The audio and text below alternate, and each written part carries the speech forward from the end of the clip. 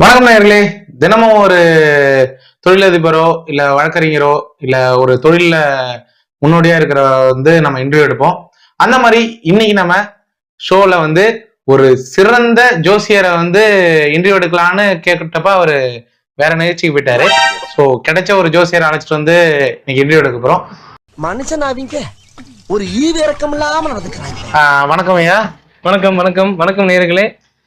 இவர் வேற யாரும் இல்ல, நம்ம குன்றக்குடி வைத்தியநாத சுவாமி அவர்களின் ஒரே சீடரான பொட்டு சாமியார். ஐயா, உங்களுக்கு பொட்டுசாமி அப்படிங்கிற பேரை வந்ததுக்கான காரணம் என்னங்க? கிபி 1969 இருந்து எங்க பரம்பரையில எல்லாருமே ஜோசியம் வேலை தான் பார்த்துட்டு இருக்கோம். நாங்க ஒரு ஆள முகத்தை பார்த்தாலே அவங்களோட இறந்த காலம், நிகழ்காலம், எதிர்காலம் எல்லாத்தையும் புட்டு புட்டு புட்டு வச்சிருவோம். அதனால எங்களுக்கு பொட்டு சாமியார் அப்படின்னு பேர் இருந்துச்சு. அது காலப்போக்கில் நாங்களே மாத்தி பொட்டு சாமியார்னு வச்சுக்கிட்டோம். ஐயா, ஆனா நீங்க ஒரு 4 வருஷத்துக்கு முன்னாடி குடும்பத்தோட புட்டு திருடி மாட்டி அதனாலதான் புட்டு சாமியார்னு பேர் வந்ததுன்னு கேள்விப்பட்டாங்க. இல்ல இல்ல, இந்த மாதிரி வசந்திகளாம் நம்ப வேண்டாம். யாரையா வசந்தி? இல்ல, வதந்திகளை நம்ப வேண்டாம்னு சொல்ல வந்தேன். அப்ப வசந்தி அது கீழே பொண்ணு. அதே கேக்குறீங்க? வசந்தி சரியா சரியா சரியா. இப்பயா பாத்த ஜோசியம், கைரேக ஜோசியம், அப்புறம் கண்ணை பார்த்தெல்லாம் ஜோசியம் பண்றாங்க. அந்த மாதிரி நீங்க புட்டை பார்த்தே ஜோசியம் சொல்லிடுவீங்களாமே? ஆமா, அது எப்படி? நல்ல கேள்வி, நல்ல கேள்வி. நம்ம கிட்ட பொதுவா பாத்தீங்கன்னா நம்ம கிட்ட ஜோசியம் பார்க்க அதிகமான பேர்கள் பெண்கள் தான். அவங்க பொட்டு வச்சுட்டு வருவாங்க இல்லையா? அந்த பொட்டை பார்த்தே நாங்க அவங்களோட ஜோசியத்தை அவங்களோட எதிர்காலத்தை நாங்க புட்டு வச்சிருவோம். என்னடி இது? அது எப்படியா? அதெல்லாம் ஒரு டெக்னிக். அதை சொல்லி கொடுத்தா நீங்க எப்படின்றீங்களா? அப்புறம் அதுக்கு நான் சொல்லுவேன். சரி, நெக்ஸ்ட் விஷயம் கேளுங்க. இப்ப நான் புட்டு வச்சிருக்கேன், அதை பத்தி சொல்லுங்க. உங்களை பத்தி சொல்லலாம், தப்பா எடுத்துப்பீங்க, சென்சார்ல போயிடும். பேருக்கெல்லாம் சீட் எடுத்து பார்க்க வேண்டிய அவசியம் இல்ல, முகரையை பார்த்தாலே சொல்லிடுவேன். என்ன சொல்லுவேன்? ஐயாவோட பொட்டை பாத்தீங்கன்னா மக்களே, இவர் யாரும் நம்பாதீங்க, இவர் பக்கா ஃப்ராடு. இல்ல இல்ல இல்லையா, போதும், நீங்க சொன்ன வரைக்கும் போதும். அடுத்த கேள்வியா, இப்ப ஆப்பிள் லேப்டாப், நாங்களே ஆண்ட்ராய்டு போனை வச்சுதான் ஐயா சேனல் நடத்திட்டு இருக்கோம். ஆப்பிள் லேப்டாப் அப்ப வருமானம் பயங்கரமா இருக்கும் போல. சாம்பார் ஆப் எனக்கு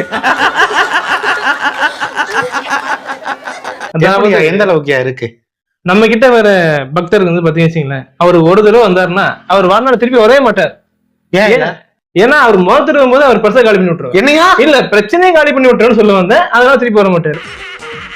ஓ, அப்ப உங்கள்ட்ட கல்லா நல்லா கட்டுதுன்னு சொல்றீங்க. Next question.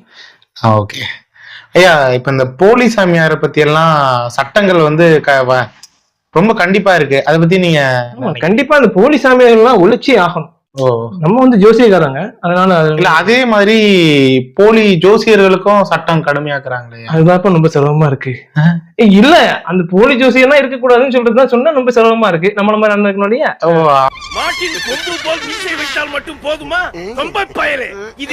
ஐயா, இப்போ இந்த குட்டே பிஸ்கட் சாப்பிட்டா அன்னைக்கு நாள் ஃபுல்லா நல்லா இருக்கும்னு சொல்றாங்களே, அதை பத்தி உங்க கருத்து என்னையா? இல்ல, இந்த மாதிரி தவறான கருத்துக்கள் மக்கள் மனதுல ரொம்ப போயிட்டே இருக்கு.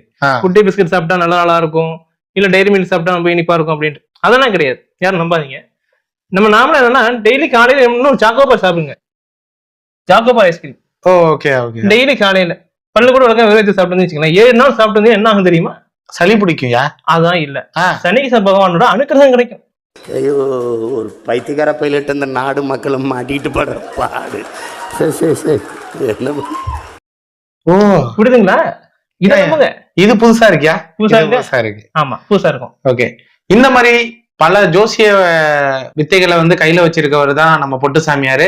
இவரை நீங்க நேர்ல சந்திக்கணும் அப்படின்னு நினைச்சீங்கன்னா அவரோட வெப்சைட் www.pottusami.com இதுக்கு போயிட்டு அவரை கான்டாக்ட் பண்ணி நீங்க நேர்ல அப்பாயின்மெண்ட் எடுத்து போய்க்கலாம்.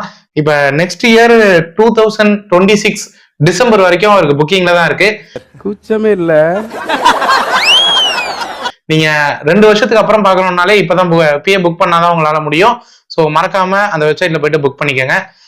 ஐயா, நம்ம நிகழ்ச்சியோட நிறைவு பகுதிக்கு வந்துட்டோம். நீங்க இது பண்ணதுக்கு ரொம்ப நன்றி ஐயா.